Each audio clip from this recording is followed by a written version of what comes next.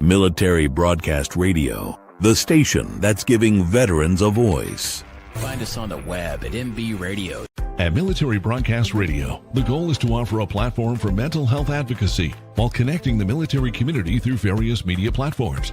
Founded by U.S. Army veteran Joel Hunt, MBR gives a voice to veterans, first responders, and their families through streaming radio, podcasts, video, and outreach events. With its leadership run completely by veterans and hosts of the diverse programming from all branches of service, MBR was created as a response to the silent battles veterans face after service.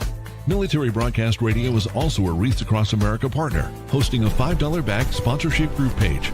For every veteran's wreath sponsored through the Military Broadcast Radio page, MBR receives $5 back to help support their platforms and outreach. Veteran and first responder stories need to be told and shared. And with your support, MBR can continue to bring together veteran nonprofits, mental health organizations, and government agencies to bridge the gap between veterans and vital resources. To find out more and donate, visit wreathsacrossamerica.org/MBR.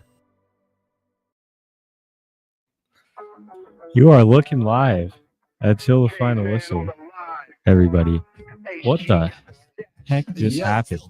I clicked on our ad to go to our break, everyone, and it just ended our stream. It started playing the outro. Just booted us off. It just said the stream was ending in 45 seconds. I was like, what's going on? But yeah. All right. Well, hopefully you can find your way back to us. I'll get it all reshared. I'll let Joel know to hop in here and get the new stream reposted out to everybody once it goes up. Yeah. Wow. That was what the heck? That was exciting. That was not the sound I was ready to hear play. We said we're going on a quick break, and we heard the outro, the deep voice outro guy come in. Like, yeah. Come on, StreamYard. You know, I should have just let Joel, I should have just taken his nice, kind offer to do the sound today. I should have just taken his offer. He had the good luck on the soundboard today. I should have trusted him. Yeah. Well, we're back now, and we're gonna just keep powering along. The Nuggets. The show must go on. Nuggets powered through a tough game against the Bulls at home on Monday. It was our first loss at home. Yeah. After we unveiled our new city jerseys. Well, they're not really new. They're just like remakes of our old ones, but a little revamp. Yeah, revamped. But they're still pretty cool. I mean, they're my favorite. They were my favorite City Edition jerseys, so I'm glad that they made a return. Yeah, I think this was just a big part of this Nuggets game was the bench for the first time this season did not play well. This was one of those games. It was really interesting. Yeah. And then Peyton Watson in the starting role. Christian Brown was out. He didn't get as many attempts as I would have thought. Only 4 shots. Yeah. You look at, I mean, like the 4 of our 5 normal starters that we normally had out there all played really well. Gordon had 24, Cam Johnson 19, Jokic at 36, 18, 13 triple-double, which was just crazy. He was rather inefficient, though, tonight, or that night. He did not shoot the ball. They just weren't using Peyton Watson on offense. He had 3 blocks and a steal and got a few rebounds. Yeah. I just still stayed in a positive plus-minus, too. And the Nuggets just do this sometimes. Like a team that they should really beat, they just for some reason play very poorly against, like only shooting 39% from 3, 47% from the field. I mean, Jokic was 13 to 27 and 1 to 7 from the line. Then they were just letting like random guys were popping off. Ayo, Dosunmu. He was cooking us 8 for 9. Javon Carter hit 5 threes on us. Yeah. They had Jalen 16, Kevin Herter, who I didn't even know bro was still in the league, truthfully, He was scored 20, pretty hit 4 threes. pretty efficient in this one. Yeah, Josh Giddey did his thing. 21, 14, and 6. That's just what the P. Giddey usually does Yeah, it's a on a night-to-night usual night. basis. It's good odds on betting him to get a triple double. Yeah. But Aaron Gordon's 1-3, like you're saying, the inefficiency. He hit that in like the first half. Yeah. First or second quarter, he made that 3. But it was really just Murray and Johnson that were hitting all of them. We hit 14 threes, 10 of them were from between those two guys. And he had one for Watson, one for Jokic, one for Gordon. And Pickett, Jalen Pickett hit one. he That hit was one. his lone shot make of the evening. So, yeah. Watson had 3 blocked shots on this one. That was pretty good. Oh, yeah, Jokic, not to mention on the top of that triple-double. 2 blocks and 1 steal. He balled out. Yeah, I mean, the run the Nuggets went on in the second quarter to close out the half, I was like, all right, we're in a good spot. It was 64-63.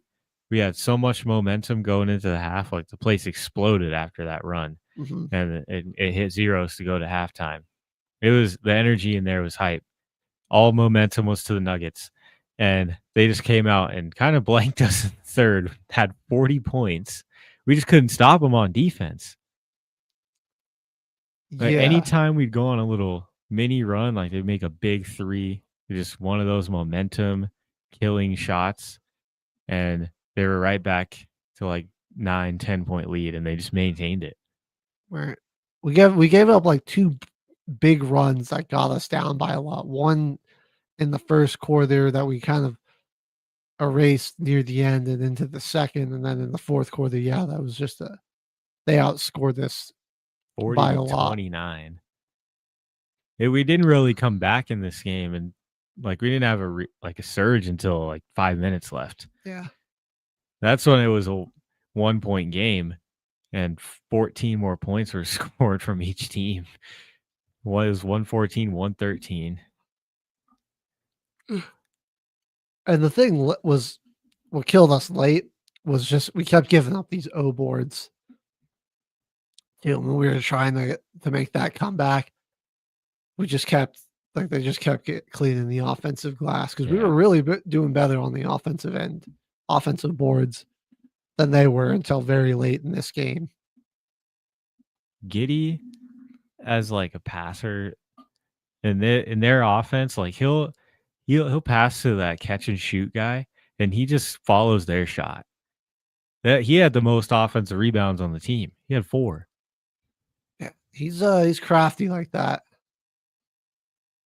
I'm not going to read too much into this loss. I think they just kind of had, you play 82 games a season. Some nights you go out there and it's not really your best. I'm more talked about this being a dope game.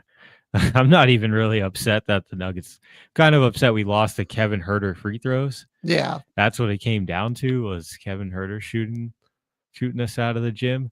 But this was still a sick game. It was. No, it was very entertaining. And so like it's one of those games where it's like, yeah, we lost, but at least we kind of it kept us entertained to the end. I'm not too mad about it on the sense also that it's an Eastern Conference team, so it's not like that doesn't really affect us. Barely at that the much. 500 mark. Yeah. 7-6 team. But it's not gonna hurt us as much when it comes to conference seeding and everything like that.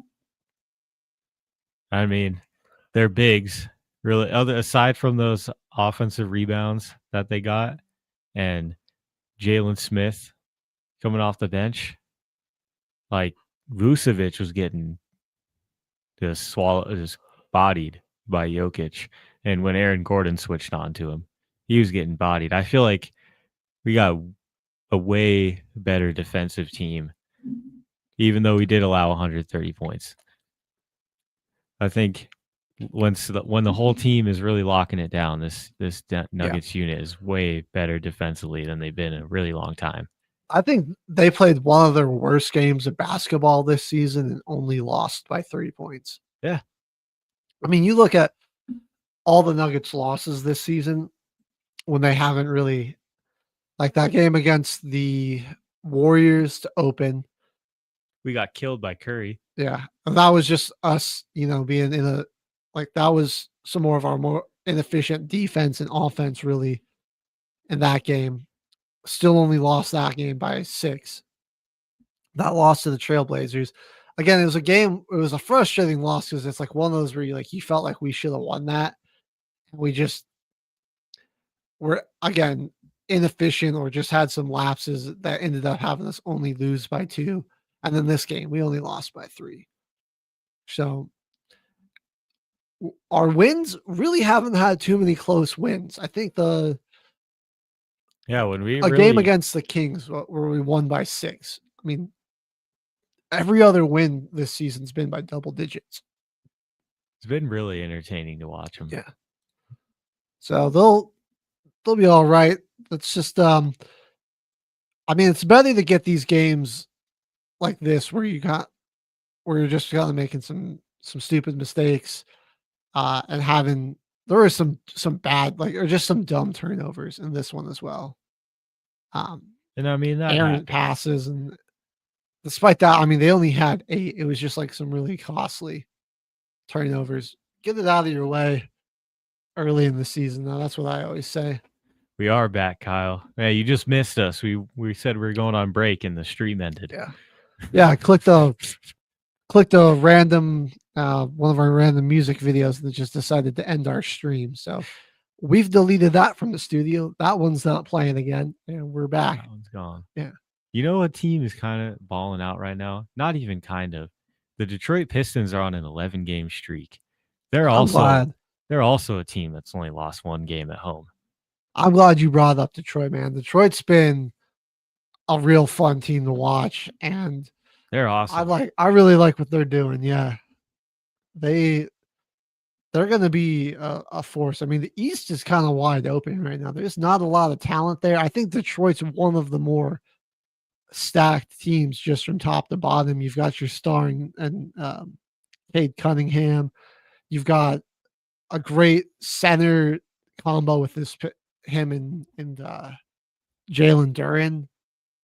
The Sir Thompson's been really good on the defensive end. Crafty kind of vet like Tobias Harris goes out there. He's giving you 13 a night, some leadership and everything out there. You've got a couple of guys that can really spray the 3 well, and Duncan Robinson and Dennis Jenkins. Karis LeVert off of your bench, just another one of those vets that adds a lot of value to your team. This is a really good squad that they got here. LeVert, one of those guys that's actually shooting 40% or better from 3, along with Jenkins and Robinson. I like Paul Reed's always. He's been he's a really good backup down there. Ronald Holland as well, Isaiah Stewart. Like just all guys that can go out there, give you some score out of quality plays, give you some good defense. Dang. Yeah. They killed the Pacers without Asura Thompson. Jalen Duren was 12-13 in the paint in this one. 7 for 11 from the line. But Stewart, man, 5 blocks. He wasn't really shooting too efficiently. He was 2 for 5 from 3, 3 of 7, and had 2 turnovers. But on the other end, 5 blocks. I mean, that kind of negates 2 turnovers and missing shots. Yeah. On the other end. You're getting the ball back. Crazy to say, they did this all without Cade too. Cade Cunningham wasn't even playing in this game. That's why I'm looking at this box score like really confused. Like it feels like they're missing somebody. I was about to say maybe this team makes a trade. It's like no, really. Maybe for more depth. Yeah, I don't know. We'll see if how they're looking. About near the midway point of the season, near the trade deadline. Just go ahead and make a move for Ja Morant. Right. I mean, he's really unhappy. And Ja, do you think he can play shooting guard? Because Cade, I like. There's no way you're taking Cade out of the point guard spot. He's been so good from there. I mean, he runs the offense so efficiently. That's a good point because Ja's a little bit. I feel like he would be a little bit immature with that. I mean, if you could have Ja Morant play more of a shooting guard, like shoot and score first mentality, which is kind of how he already plays. Anyway, be a pretty good fit. I feel like he could do it. I'm really thinking like if Ja Morant gets traded, Minnesota is where he goes because Anthony Edwards is he's a pure shooting guard, through and through right there. And I think like they've got, I mean, they kind of go back and forth on who they got. Like sometimes it's DiVincenzo playing PG. Sometimes they have McDaniels doing ball handling responsibilities. I mean, sometimes they make Ant play more as a PG.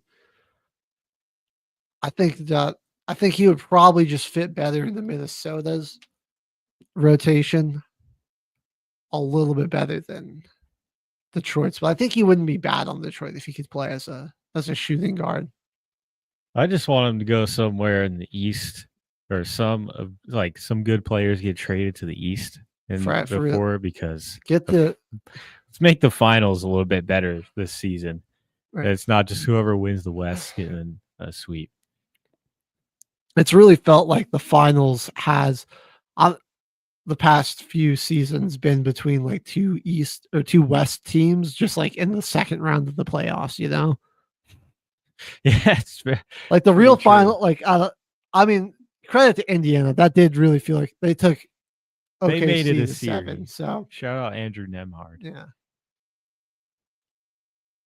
But looking at the standings just overall for the NBA, Toronto is doing some nice things right now. They're up to the 3 seed.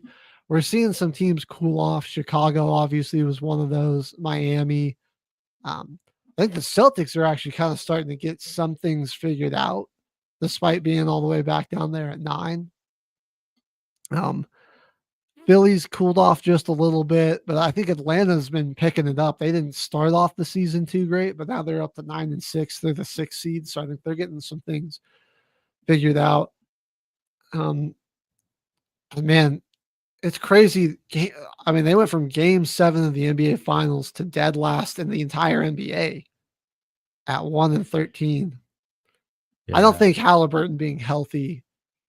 Are they as bad? No, but I don't think that fixes what's wrong with this team. Although people are really undervaluing just how important he's really important to that offense. His role is like this entire offense. You got an entire identity switch for this team when he's not on the floor. And for this long, too, I mean, they got to hurry and figure something out because their bench is not doing so hot. But I hear what you're saying about Ja. Definitely get him somewhere in the East, man. Like, let's get a little more talent. Because I really like Ja. And when I turn on a Grizzlies game and he's just not playing, or he just clearly has absolutely no effort or anything, I'm like, can we please? Like, what's the point? I want to see some high-flying Ja Morant action. Kyle joined 5 seconds before the live ended. Like last night. It was rough. It was Grizzlies Spurs. And I turn on, there's no Wemby. I don't think De'Aaron Fox played. And Jaren Jackson rolled his ankle as soon as I turned the game on. Yeah. So I sat there and watched the next 4 minutes. Each team scored 1 basket in the next 4 minutes of basketball with none of the stars on the floor. Bro, the Spurs been getting banged up too, man. Like Wemby's dealing with a calf thing. Harper's got a calf injury as well. Castle got a hip flexor. I mean, like that's a lot of their stars. You got, Jordan McLaughlin's day to day right now too, but you've got like 3 of their best players are all out. So they're probably going to cool off a bit. It's right now De'Aaron Fox and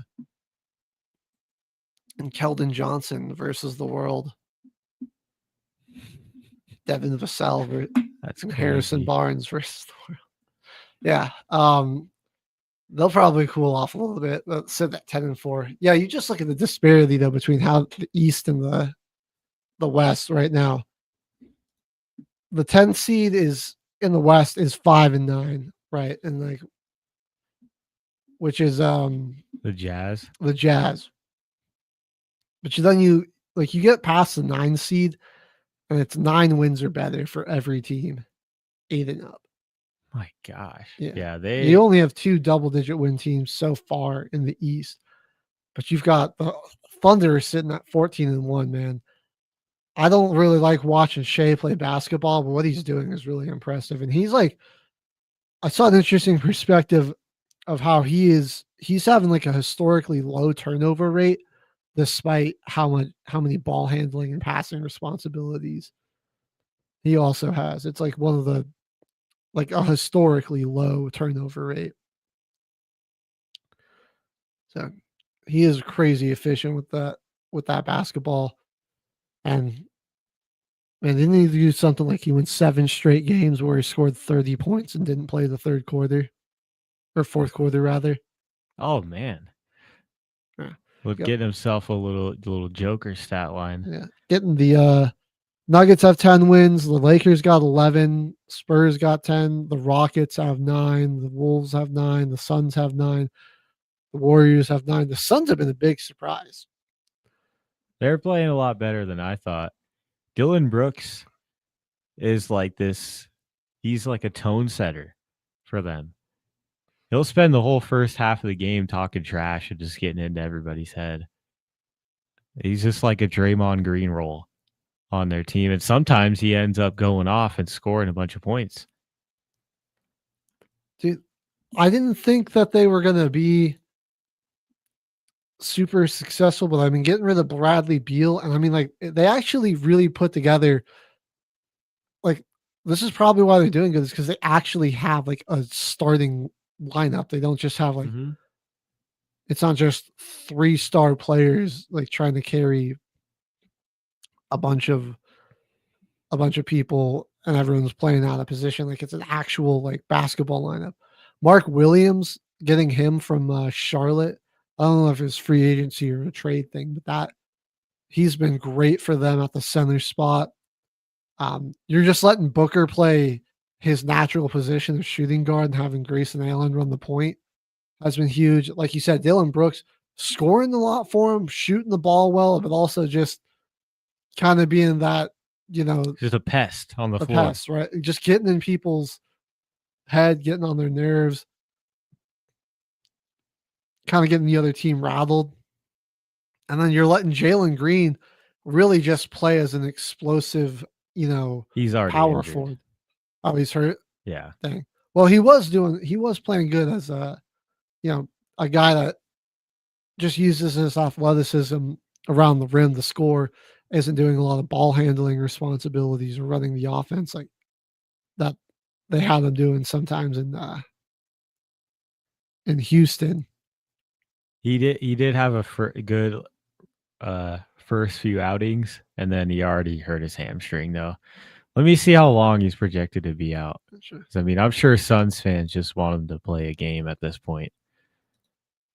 Well, Royce O'Neal hasn't been a bad replacement for him. I'll say that. He's a pretty solid vet. Also, I think 4 to 6 weeks. Colin Gillespie kind of balling. Shout out Nuggets legend, kind of balling for him off the. Yeah, where's that jersey at? Off the bench. Oh, that's right. Dude, where's that jersey at? Where is the Colin Gillespie jersey? He was on the Nuggets championship team, right? I believe so, yeah. I don't think he got a lot of minutes then. I don't even think he played. I think he was a G League affiliate at that point. Oh, well. Yeah. Well, he's developed enough to get himself on the Phoenix Suns. Playing meaningful minutes as a rotational player. They're on a play-in team right now, yeah. Better record than Golden State, the Clippers, who are another team we got to talk about. I don't think Tyronn Lue even cares about that team. He was just sitting on the bench with his arms crossed the whole entire game. He's checked out, man. What kind of game plan is it? We're gonna let Joker score on us and try to beat us with his scoring and kind of eliminate his passing. We just didn't think he was going to score 55. Yeah. It's Joker. What do you mean you didn't think he was going to score 55? And I get it. It's kind of that's the predicament you can get into sometimes. And like we've seen like the Suns beat us in a playoff game when Joker scored 53 because he just was scoring all the time. He couldn't get any more. But also like points. the reason they probably won that game is because like Kevin Durant and Devin Booker combined for like 90 points between the two of them, which is it took two guys to outscore one. Yeah. I mean, they all like barely won that game. It was like a 6-point victory or something too. Yep. Took two Americans to take down one Serbian. Yeah. All right. We want to keep it in the NBA. Take it over to college basketball because I know a huge matchup that's on tonight. Okay. I do want to jump over to some college hoops. We had I did want to flash back actually to I believe it was Saturday night. We had Saturday. Here we go. We had a big matchup between BYU and UConn. This felt like a Final Four matchup, dude. Like, oh my goodness. These two teams are definitely going deep in March. I'll tell you that much. Diabanza is looking really good for the Cougs, dude. And then he might be one and done. Yeah. I mean, I think he's projected to be like a top 5 pick in the NBA this year. They're already loving the kid. 20 he had 25 in this one, 6 boards, 2 steals. Yeah, he was the guy I really like on BYU, man. Richie Saunders, dog. He just that dude's hoops. Good, man. That dude's been good. I like him. Rough night for him shooting. He was 0 for 7 from 3, and like despite that, still was able to give him 17. Got a steal in there as well. And what was crazy is for BYU, they lost what's his name? Diamande. No, not that. I'm totally blanking on his name. I don't think he recorded the stats, so they didn't put him on here. But he was like one of their best defensive centers, and so they didn't have him all night there.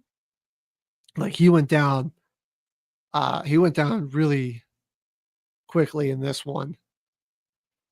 And so they were without one of their best players for it's Kabakita. That's who I'm thinking of. Oh, okay. Right. He went down really early in this one. And so I mean he's a big lob threat for him, but also like he is an elite defender. One of the best defending big men in the country. And so despite all of that, I mean, they were able to really keep pace with UConn. But man, UConn, they just keep loading up with talent. I mean, this year it's like you got guys. It's Carbonan stepping up to the plate. Terrace Reed, Silas Damari Jr. each had 21 along with Alex. They got a guy named Solo Ball, which he's pretty good for him, dude. Yeah. Jacob Furphy. The freshman. We got little bro now. Johnny's been killing people in the NBA. We got Jacob Furphy now. He's the guy that posterized Noah Esenge. Yeah. And I mean, plenty other people. Johnny Furphy got some balance. This was a fantastic matchup though between BYU and UConn.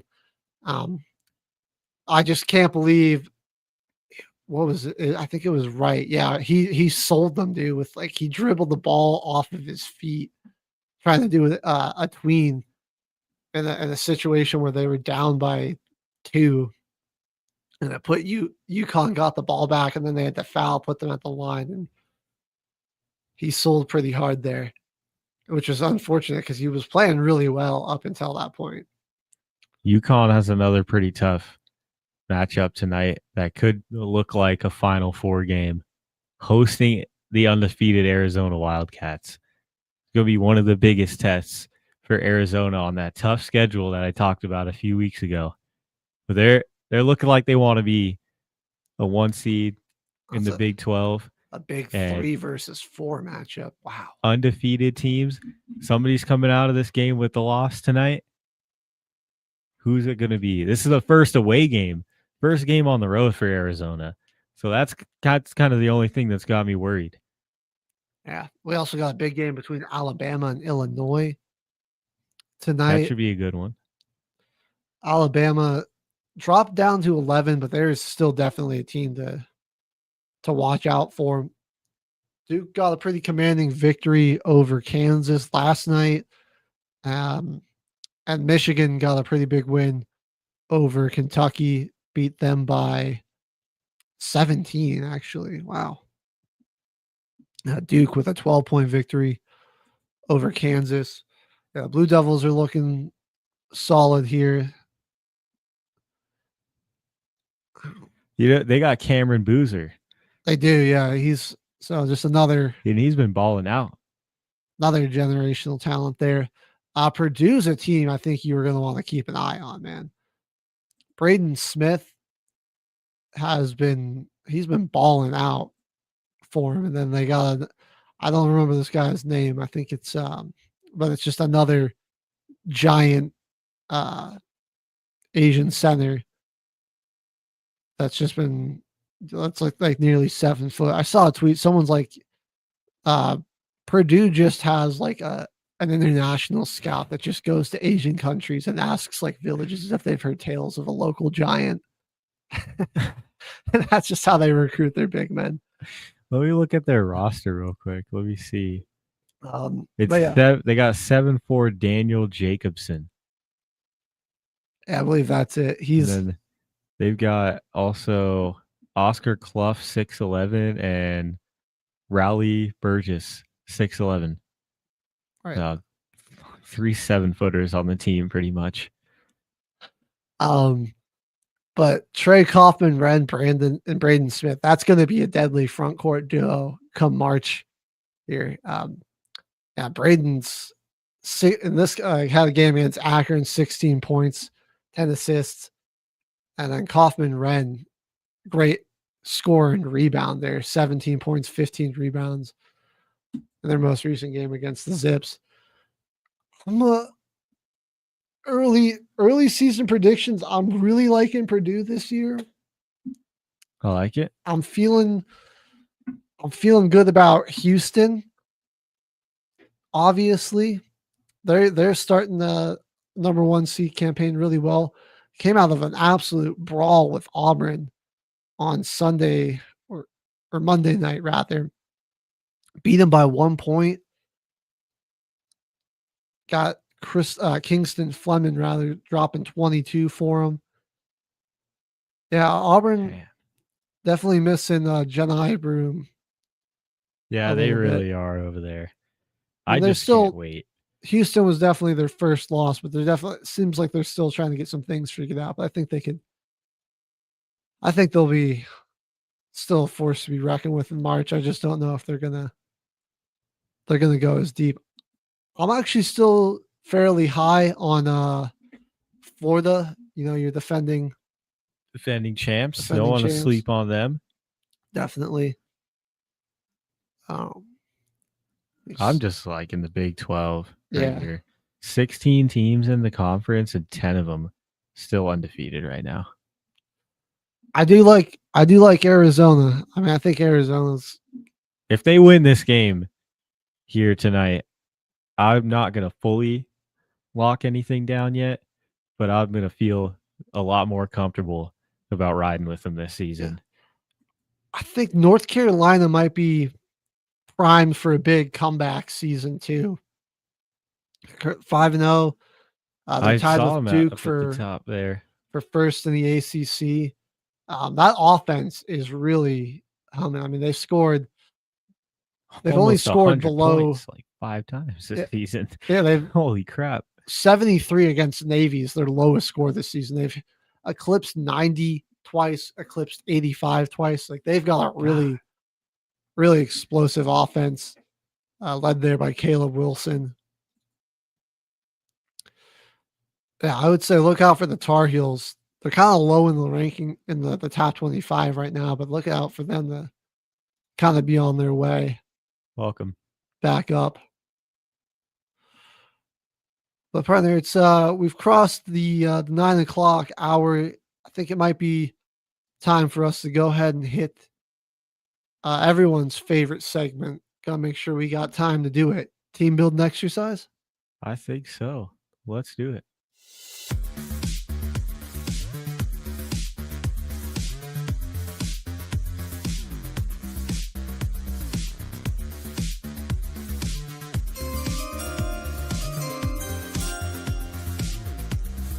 And I'm putting together a special team. You know the rules. 20 players, 20 running backs, and we are looking for 300,000 career rushing yards in their total. So let's get up this wheel here. As you know, 20 spins, got every team on here, and the Your Choice base, where we get to pick whichever one. And if you want to help us out, send in a yo in the comments, and we can respin. Also, So- drop 4 numbers Oh, yeah, Four- 4 doubles. for us to double. Four Randomly. numbers. Just pick any 4 random numbers, 1 through 20. Whichever running backs rushing totals we get at that number, we will double that. Well, let's go ahead and kick it off, Caveman. First spin. Who do we got? Let's see. It's going to land on Houston. The Texans. Houston Texans. Oh, this is not a great start.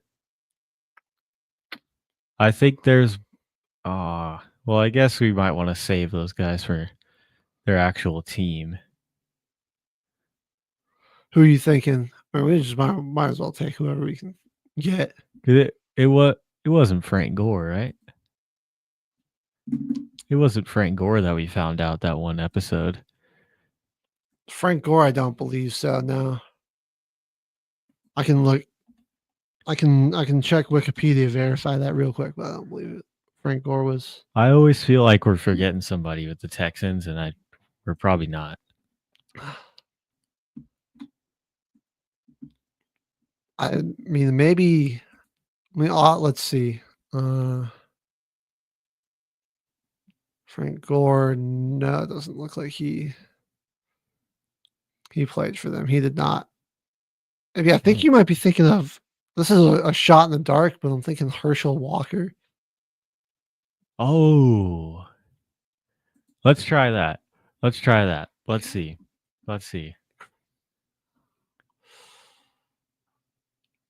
Nah, never mind. That was incorrect. All right, who do we go with here? Do we just take Joe Mixon? I think is probably our Let's best take option. Joe Mixon. Not great, but you got to do what you got to do on your first spin here. I mean, it's at least we're not. Are you freaking kidding me? 7,428. What do we get? Yes. Did we get the Texans again? Yes. Back-to-back spins. You've got to be kidding me. Come on, man. Back-to-back spins. We land on Houston. All right. Well, I mean, we might want to. Do we see if we get our first yo here? We might need a yell off the rip early. Is Brody in the chat? Kyle, are you still watching? We need one of our clutch performers. Maybe my mom will come and drop a yo again. Yeah, man. God. I know there's somebody we're forgetting for the Texans, but I, for the life of me, just cannot pull that name. Oh, that's clutch. There we go. Got a yo, and our doubles are 6, 12, 15, and 17. All right. I Big like ups. that. I like that it's mixed out in between there. Yeah, there we go. I like that. Even disbursement of doubles. See I who mean, we we're get. really close to getting the Texans again. The Saints are 2 spaces away from the Texans. Let's go with Ricky Williams, number 2. Oh, Ricky. There we go. That's way better than getting 2 back-to-back Texans running back. Like, come on. I know, dude. We'll take Jim Brown here on the next one, though.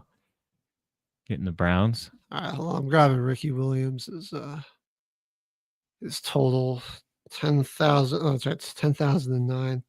We got Jim Brown. We got the Browns.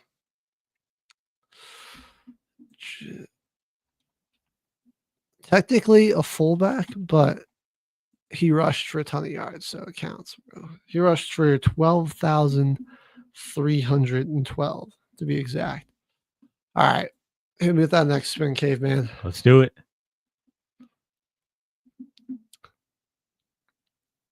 Come on, man. What's this back-to-back bull crap, dude? We got the We Ravens. got the Ravens, though. All right, we'll take Derrick Henry. This one side, this four, from the Texans to the Ravens, we can't get out of this area right now. Oh, maybe it's giving us like the bad spin luck early. All right, well, we'll take 12,230. What do we get this time? Miami. Ooh, We were pretty close to getting Atlanta. We already chose Ricky Williams. yep. See who else the Dolphins had there. Oh, I mean, like, I feel like we always forget them. Like, we think Mercury Morris or Larry Zonka, one of those two guys from back in the 70s. I'm down to take a chance on it. Should we go This Larry week. or go Mercury? Let's go. We're feeling lucky with Mercury today. Let's do it. I like it. Mercury Morris. Let's go for it. Oh, we fumbled. Oh, Dang it, that's dude. that's bad. 4,130. Oh, That's really bad. we don't even get to double that one either. That wouldn't have even helped. Maybe we should have gone with Larry. Raiders. Got the Raiders. Marcus Allen. Yep. We get to double this too. So We'll take that.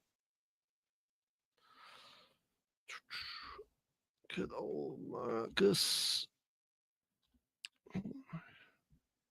There he is, Marcus Allen. 12,243. That'll be big for us. All right. Browns again. The Browns. Man.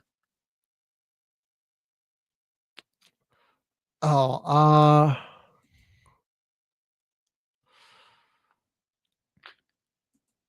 let me see. There's somebody I was looking up some Browns running backs. It's like, let's just type in his first name. I know it was Leroy. Actually, Leroy. It's not popping up on Wikipedia. Do you just maybe hit Nick Chubb here? Or Yeah. I'm nervous because he's been injured a lot. I just don't know how good that's going to be. Maybe we use our second yo here. Because man, the I like Browns. that idea. Yeah, if you got drop a yo for us, we're gonna move on here. I don't want to take another Browns running back. Drop a yo. Help us out with the yo here. We've gotten the Browns twice. Almost got the Saints twice. Got the Texans twice. twice. The wheels just it's been rude today. Screwing us. He's just had so many running backs. All right, there we it go. is.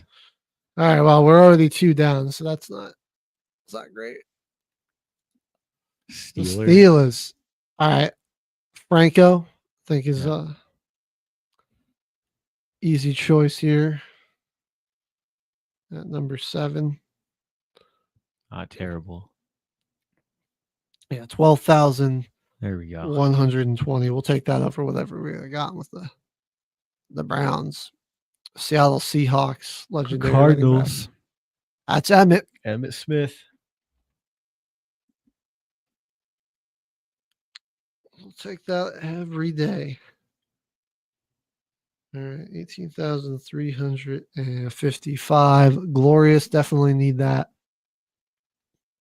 All right, number 9. What are we getting here? Let's see. Spin the win. All right. Besides Mercury Morris, I think we're doing okay. We're doing pretty good. 49ers. Frank Gore. Bang. 16,000 easy. That one's easy to remember. 16,000. All right, that was two good back-to-back spins. All right. Hit me with that next one, Caveman.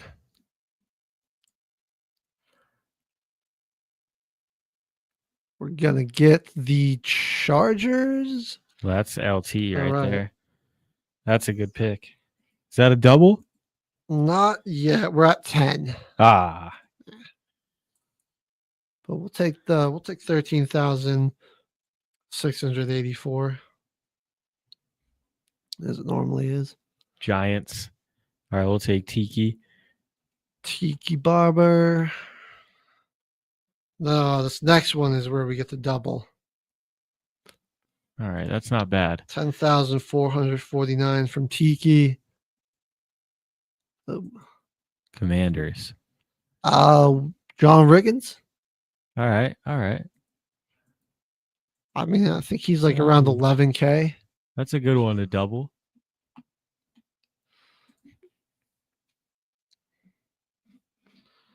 Man, that guy, he had a gray mustache. 11,352 rushing yards. And we get to double that. All right. I'm liking it. I'm liking it. That's not bad. Oh, he was also a New York Jet. No kidding. All right. Vikings. The Vikings. Oh, let's go. Adrian Peterson. We haven't taken him yet. AP. Nice. Love to see it. That's going to give us another 14,918. Hit us with that next one, K-Man. Oh, dang. Dolphins again. The Dolphins. Yeah. I mean, did we try? I think Larry's actually pretty good. Let's do it. I think we just Let's picked do the it. wrong person.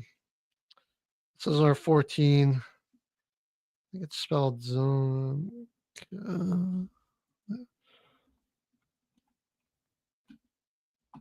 It's spelled with a C. Okay, that was a little bit better. He's got 8,081. Okay, that's not bad. Take that. Next up. He was also a New York Giant. Fun fact. Come on. Oh, Bengals. Dang it. All right. I mean, Corey Dillon, we get that, and we get to double his rushing total. Okay, that's good. So, We nearly got a double Walter Payton right there. Almost got the Bears. that would have been awesome. But we'll get the Next double 11,241. Now we got the Chiefs. All right. It already took Allen. So we Yeah. Priest Holmes here. Who did we pick last week? After Marcus Allen. I'm pretty sure it was Priest.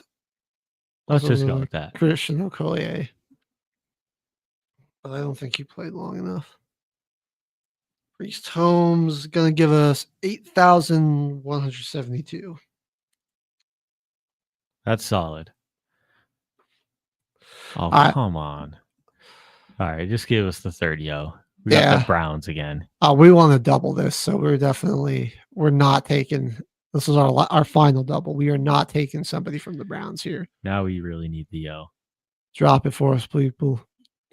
This is to give us a real chance here. I think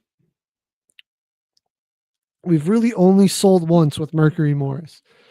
I think we've gotten good enough spins to where we can overcome this. We got some solid picks this We week. just need one more final yo. There it is. Bang. Brody, Coming in clutch. performer of the episode. You win the award. This will give us a good chance. Is that the Broncos? Okay. That's not fantastic. I'm not going to lie. I agree. It's better than the Browns. I mean, Better than the Browns. Way better. I mean, we got Clinton. I think that's about it, man. He probably has more than Jamal Charles. I think so. I think he's just got. Let's go Clinton. Yeah. It's our best option there. It's probably better than whatever we would have gotten from the Browns. 9,923. The Jets. Got to finish strong. Curtis Martin. Let's do it. Yep. We hadn't got him yet. That's our usual pick for the Patriots. He's up there, bro. 14,101. That guy was such a beast. Colts. Well, we got Edgerrin James. I think Marshall Faulk played there, didn't he? You're right. Yeah, he did. I'm like gonna. I think he did. Like double check that, dude. Oh my god, where's? Well, but I'm like 99% sure he did. Yeah, that's where he started his career, actually. Okay. Perfect. How many spins we got left? This is going to be our final spin. Let me just grab his rushing totals. That's 12,279. Bang. All right. Final one here. One last spin. Who do we got? Oh. Final spin could have been Walter Payton. Will we land on the Vikings? Dang. I already took Adrian Peterson. Looks like Aaron Jones potentially. And Dalvin Cook didn't have enough high enough peak or long enough peak. It's not if we're forgetting somebody. Or what are we talking? Herschel. Guys, just take Herschel Walker. Oh, you're right. You're right. Overthinking that so much. This was not bad.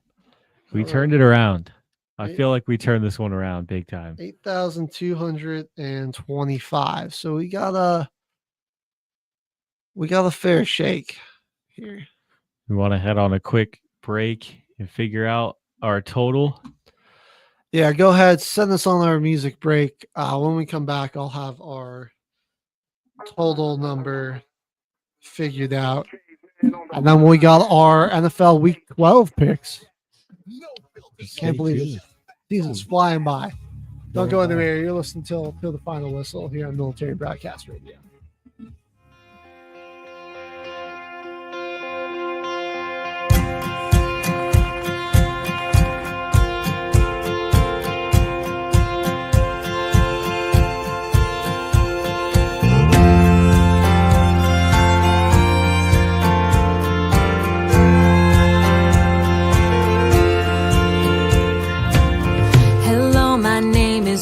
Too big, wanting to grow up way too quick, searching for spotlights since I was 6. Hello, my name is Dream Too Big. Hello, my name is way too loud. My voice can cut right through the crowd. Got made fun of for it, but who's laughing now? Hello, my name is way too loud.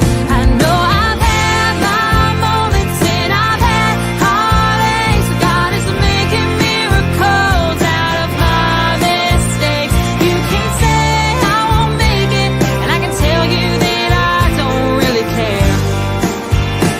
'Cause hello, my name is going somewhere.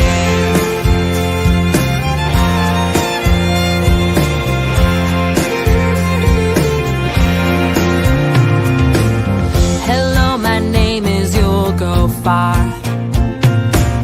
Lost all my words in a mason jar. Locked eyes with a stranger at the end of the bar. Hello, my name is You'll Go Far. Well, hello, my name is One More Try. I put too much stock in bad advice. 'Cause anything worth leaving is worth loving twice. Hello, my name is One More Try. I know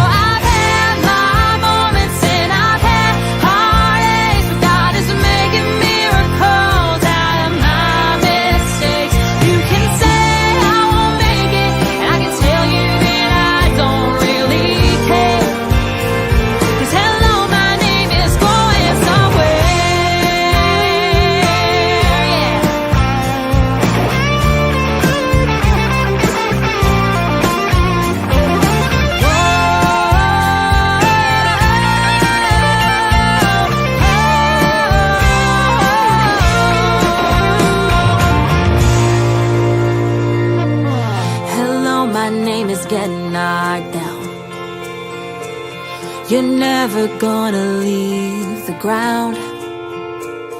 You can tell us all about it when you come back around.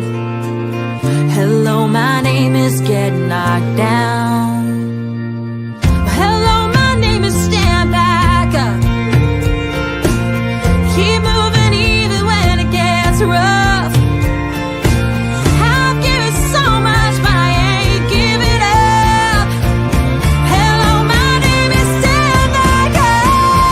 I know I've had my moments and I've had heartaches. God is making miracles out of my mistakes.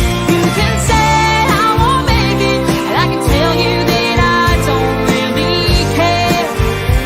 'Cause hello, my name is going somewhere. Going somewhere.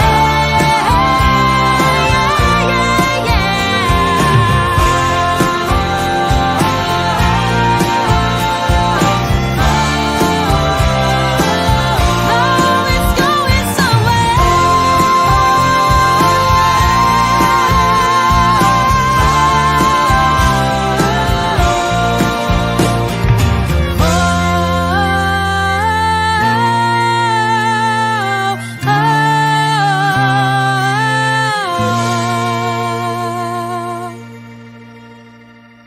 The station where our veterans' voices are heard. MBR Talk. Hey, thanks for supporting our channel by watching and listening. Find us on the web at mbradio.us. You are looking live at Till the Final Whistle, everyone. HG and Caveman back in the house. And it's about that time for our weekly pick'em pool. Let's look at these standings real quick right now. Kyle, 26, and HG, 26 correct picks last week. Mohawk jumped up into the number one spot, though. Jimmy, Oh, that means drops 13 down. correct picks. You get 2 3. points. oh, okay, that makes sense. So 13 correct picks for HG and Kyle. Jimmy, fallen. He only got 16 points this week. He fell down 3 spots with that one. H-Train jumping up to third. Okay, Joel. He's 102 and 60 this year. Having himself a year. But Mohawk leading us. He wasn't able to get the season he wanted on fantasy, so he's got to take this one home. I feel like he wants to pick 'em pool this year. Yeah, But he there's our needs it. standings right now He needs this one bad. as it stands. The bottom 3 people. Lucas got in this week with his picks, so he might not be out of the race yet. Only 9 games behind from the top 5 behind me there. But let's look at our slate and see what we got going on for week 12, everybody. Who opens it up on Thursday? It's going to be Buffalo taking on the CJ Stroudless Houston Texans. It's going to be a game in Houston. Oh, man. Well, yeah, I mean, MVP Josh Allen coming in to play the number 1 defense in the league. Definitely be an interesting matchup here. I think I'm going to lean Buffalo on this one just for because the Texans aren't going to have their starting quarterback. Josh And- Allen might turn the ball over a lot like he did last week, Yeah, but he's probably still win the game. I think it'll be tough to hold Josh Allen and the Bills to 13 points. Although the Dolphins did it, so you never know. But I'm gonna lean Buffalo on this one. Going Buffalo as well. Okay, we come down. We got the New York Jets taking on the Baltimore Ravens. Tyrod Taylor's starting that game. I don't think it'll make much of a difference. Baltimore has been rolling, getting Lamar Jackson back.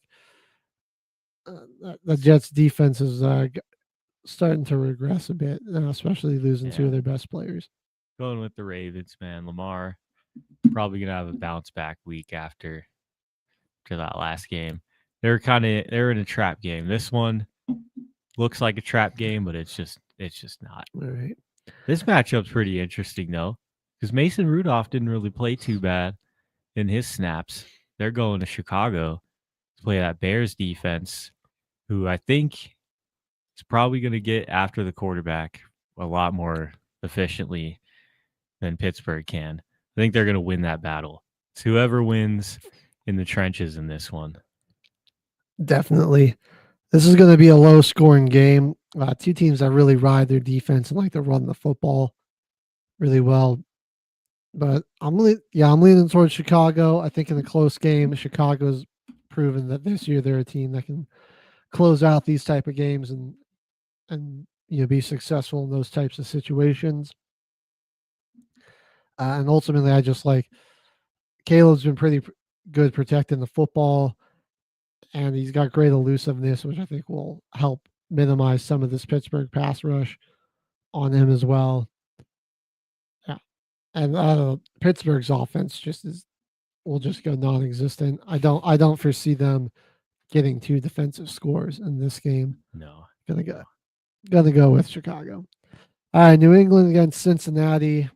not much to talk about here, man. Right. Your number one wideout's gone. I mean, with how Drake May is playing against this defense too, like they're gonna Drake May owners going to be happy. The Travion Henderson owners are going to be happy this weekend. Can the Bengals turn this into a shootout, or do they just get blown out is the question. But ultimately, I think the Patriots win either way, whatever type of way the game goes. We'll see. One big thing for Cincinnati, no Milton Williams there in the middle for the Patriots. He's on IR, so can they get establish the run? We'll see. Staying on Sunday morning, we're going to go to the Motor City. Detroit's going to be hosting the New York Giants. I think this is a big game for Detroit. They got to get the bounce back victory here. The Giants, Detroit just because they got to win. Yeah. Giants defense has been sort of slipping and hasn't been playing as well recently. I think that team there's a lot of guys have lost a lot of confidence, a lot of faith, and you're kind of seeing it showing up there on the field. I expect this Detroit defense to really try to get after Jameis Winston, force some turnovers in this one. All right, Green Bay versus Minnesota. I mean, an interesting game here. The Vikings defense has really been making some big plays and keeping the Vikings in some games here. But I mean, JJ McCarthy. First matchup. It is, yeah. Games in Green Bay. I'm gonna pick the Packers for now. I'm leaning them only because they're at home. Yeah. I feel like they're gonna split the series though. Like if there's any game for the Vikings to win, I feel like it might be this one. I feel like Packers are probably gonna be a little bit more locked in by the next time they play. And like I'm gonna go with Green Bay here. I'm picking the Green Bay too. Yeah. I don't want to get too crazy. I definitely think just McCarthy's just been really inaccurate. It seems like he's just having his mechanics are off, and he's kind of overcompensating on some of his throws. I don't know if a week's time on the road against a division opponent, we're going to see that all magically get fixed there. And I'm really looking for Micah Parsons to pop off and have a big game in this one. I feel like he's been getting pretty close a lot of weeks, and I think that especially with McCarthy, a younger quarterback that's got a tendency to hold on to the ball a bit longer, I think he might get after him in this one. Kansas City versus Indianapolis here. Ooh. In Arrowhead. This is a big game here. Chiefs have been really good. You know what? It's tough. I'm picking the Colts. I like that pick. I'm leaning towards Indianapolis a little bit myself, but I'm actually going to go Kansas City here. I want to pick them, dude, because it's like, they're just going to force Daniel Jones to turn the ball over a lot. I feel like so. I really think Spag is. I really think he's going to blitz him a lot, and they're going to also try to sell out on the run.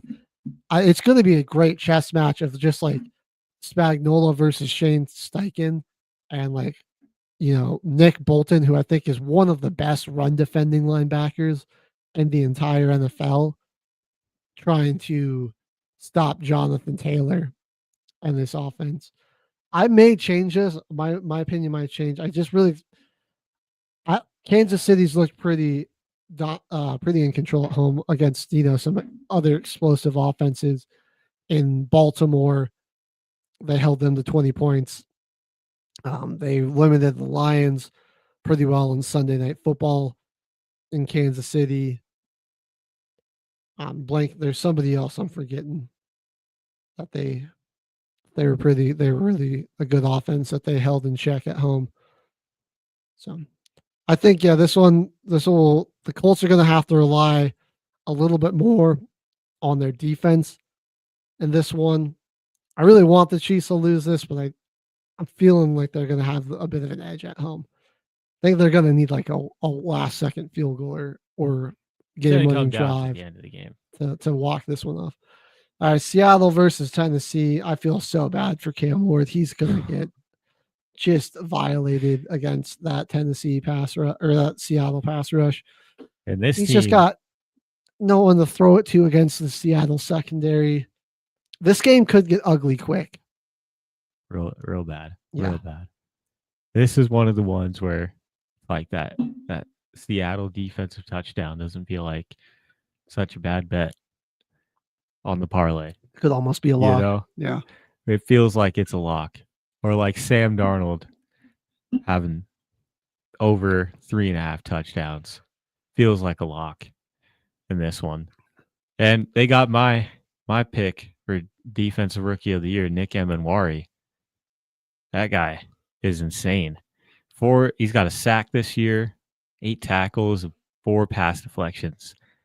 I'll have to look up for next week what his actual coverage stats are, but if he's got 4 deflections, seems like he's been doing a pretty good job. Yeah, I agree with you there. He seems like a lock for DPOY. I just can't really. Abdul Carter hasn't really shown up too much on film. Oh, the New York media is tearing him apart. They're not happy about that. I think Mason Graham's been solid for the Browns. Same with Carson Schlesinger. Like he's having himself a really good season. I think it's between Carson Schlesinger and Nick Emenwari, but I think Nick Emenwari is overall more impactful to his team's success and is a huge reason why Seattle's defense has taken this leap, because they were a good defense last year. I think getting him back there in the secondary, man, he can cover. He's got great speed. He can run fit. Like it's just a big reason why that defense is all of a sudden skyrocketed to a top 5 one. It's really interesting too. They run nickel formation 86% of their snaps. Oh wow! On defense, they're in nickel. It's a lot of those looks. But I mean, I'm pretty sure that's where they have Emenwari, and he's like 230 pounds. You've got a big dude like that can run around as your nickel. Like, oh my goodness. I do also want to give a shout to Will Johnson of Arizona. He hasn't seen the field. He's been banged up a few times this season, so he's been out. But when he's been on there, he's been great. I mean, he's been playing like a lockdown. The Cardinals got him, right? Yeah. I mean, a big reason why, Arizona early on in the seasons, their defense was playing really well. But again, he's just on top of other injuries for that team. He just hasn't been able to stay on the field as consistently as Emenwari. All right. Our next game, we got Jacksonville versus Arizona. It's in Arizona. I'm just gonna go with Jacksonville. Lean towards the Jags. What they did to the Chargers offensive line, I think they got the. I don't think Arizona's O line is too many rungs above LA's in terms of protection. Jacoby Brissett is gonna get attacked. Yeah. I don't know if he's not playing. Let's go. I agree. Yeah. Chiefs are worse than the Saints. I'll second that motion, Kyle. The Chiefs are worse than the Saints. Yeah, I don't think Jacoby Brissett's gonna hold up as well against that pass rush of Jacksonville. I do think that this game might be a little closer than people expect. I think like Jacksonville really only wins this game by like 7, 8 points maybe. Like give them like a touchdown win. But I think I think they'll still come out on top. They'll probably get the dub. All right, Cleveland versus Las Vegas. Shador Sanders getting the start for the Browns. Give me Shador Sanders getting his first career win. That's where I'm leaning, dude. I think Myles Garrett is gonna destroy Geno Smith. Like I said, that Raiders offensive line might be the only line I can think of that might be worse than the Chargers this year. There may be a little bit better pass blocking than LA is, but they are just god awful running the football. I really like, I just think lean on Judkins. Yeah, a defensive battle here in the desert. I think the Browns are going to be able to run the ball a little bit better, though. Judkins, I think he's good for an any time touchdown prop. I'd like that. I take those odds. Just don't forget about Max Crosby because he's definitely going to be in that backfield too. But you were saying it's going to be a defensive matchup. I really think the Browns are going to probably get like a defensive score or something in this one as well. Probably off like a Myles Garrett strip sack. They did get Gavin Newsom from Jacksonville. No, they sent Gavin Newsom to Jacksonville. Oh, okay. The guy they got in return, I'm blanking on his name, but he's actually probably been playing better than Gavin Newsom has on the Jags. Okay. Oh. We get to the 425 window. Philadelphia taking on the Dallas Cowboys here. Man, I'm going with Philly. But Dallas has got a pretty good offense, man. I'm going to take the Cowboys here. Getting the dub.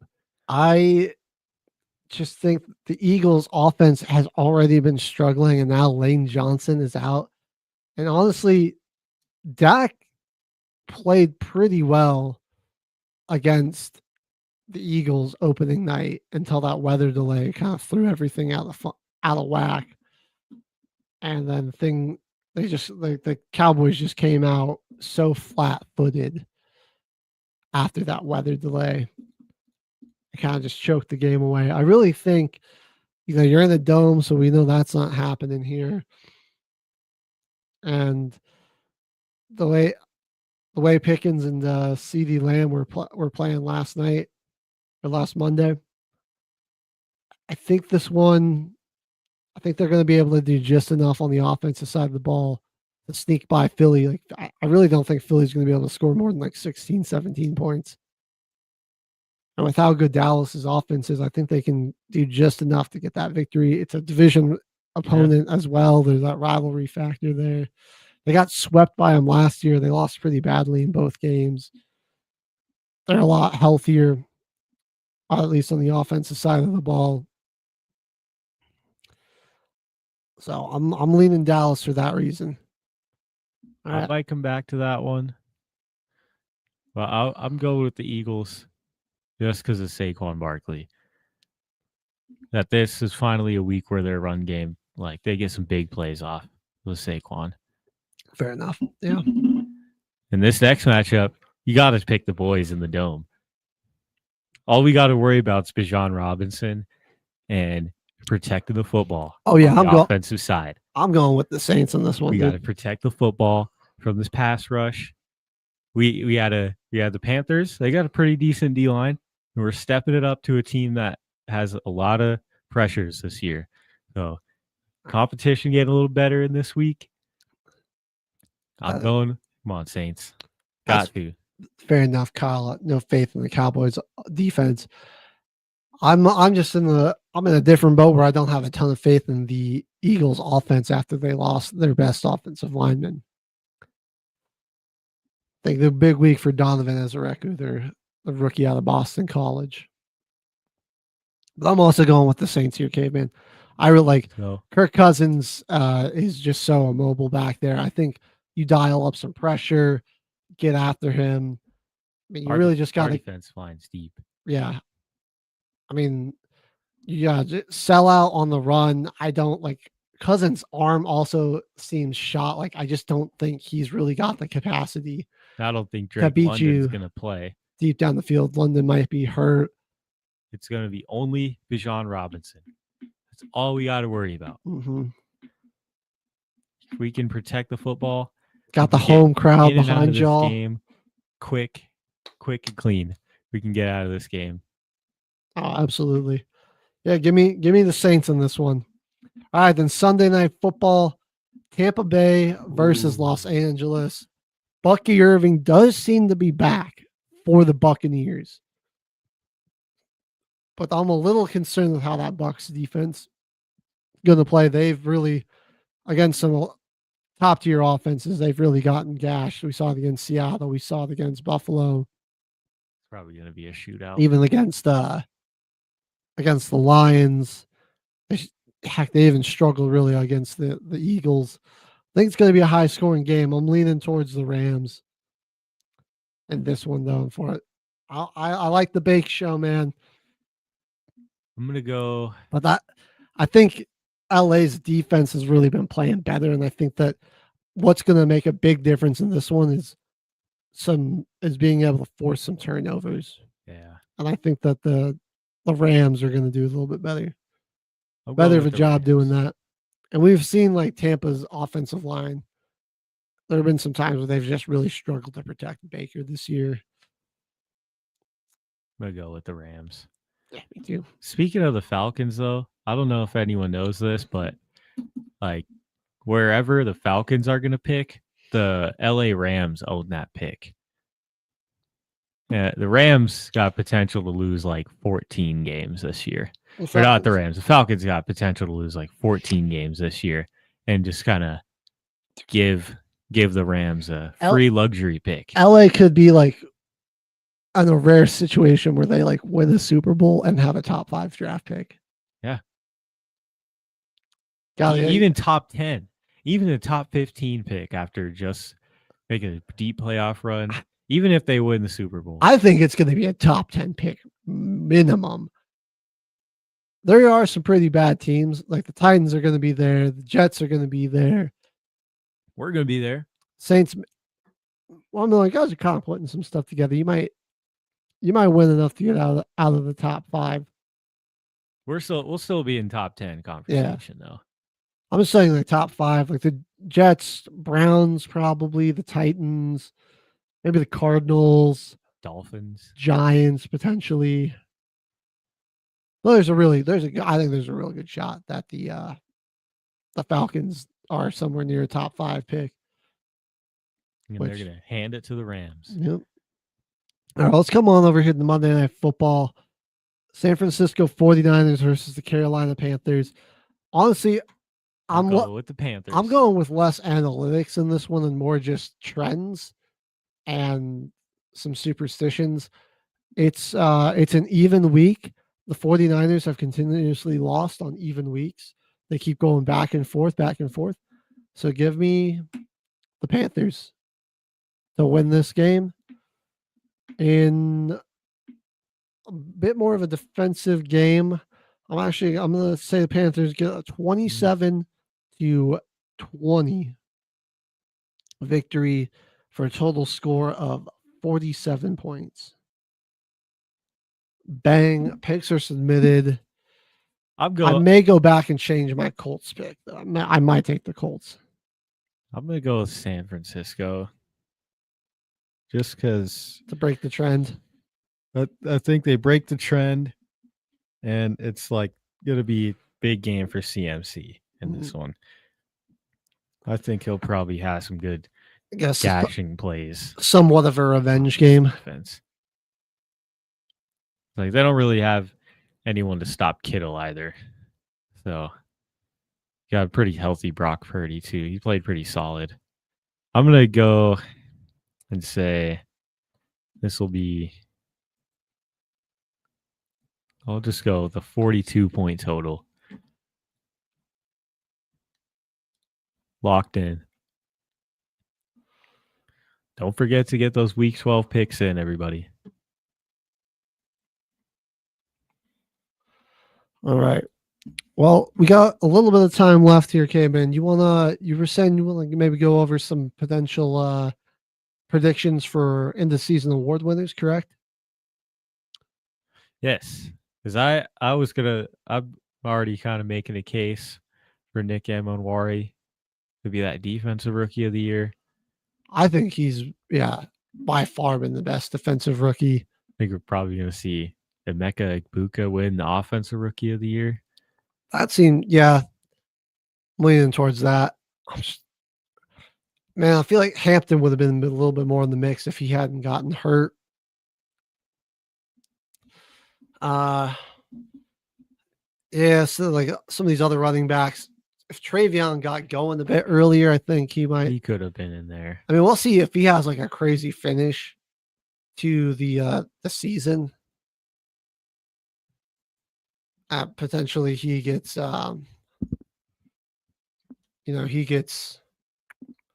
he jumps up there a bit, but I think Ibuka's got a pretty big lead on him right now. So let's see just betting odds. I like that right now. Who do you think MVP? Let's talk is MVP. Freaking Matthew Stafford. That's my pick for MVP. I think you're going to go. It's going to be Stafford, Offensive Mahomes, player of the year and then odds. May. Puka actually fell pretty far. The offensive player of the year, the top three is Jonathan Taylor, JSN, and CMC. I think it's going to Jonathan Taylor. He's just been a touchdown machine. JSN's been really, really incredible too. It's unfortunate that he probably won't be able to get any recognition because they're going to have to give the MVP to a quarterback. And then because Jonathan Taylor, who should be MVP, deserved it, they're going to have to give him Offensive Player of the Year. Yep. When really, Taylor should be MVP, and then JSN should be Offensive Player of the Year. But it's NVQ. It's most valuable quarterback. It might be Stafford this year. He's number one, plus 135 for him on most of the apps right now. Drake May in second. Josh Allen, Jonathan Taylor, Allen's jumping back up there. Mahomes, and Jalen Hurts to round out the top 5 in MVP odds. What do you think? DPOY, who do you like there? I mean, I think it's like Myles Garrett's probably going to run away with it with the season he's having. Probably Myles Garrett. I don't really agree with Micah Parsons being second the odds right now. He has better odds to win Defensive Player of the Year than Nick Benito, Aiden Hutchinson, Will Anderson, and Jared Verse. Like what?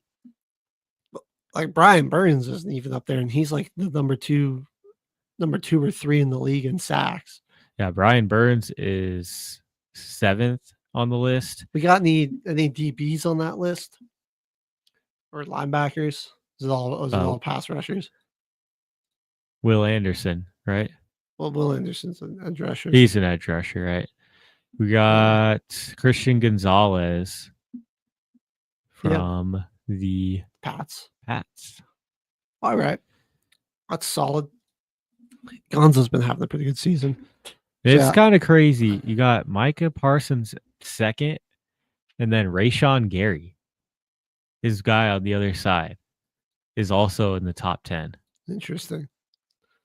I mean, they've been good together. I just don't think they've been, as good as like some of these other guys here. All right. So MVP, we got, I'm leaning Stafford. OPOY, we got Taylor. DPOY, Myles Garrett. We're going to have our rookies of the year, Buka, Emanwari. That's the early prediction right now. What about comeback player of the year? You think? Honestly, I'm kind of feeling Aiden Hutchinson. I like that. Yeah, he's having a really great season coming off of that bad Yeah, injury. tough injury. Or I mean, Danny Dimes. Danny Dimes.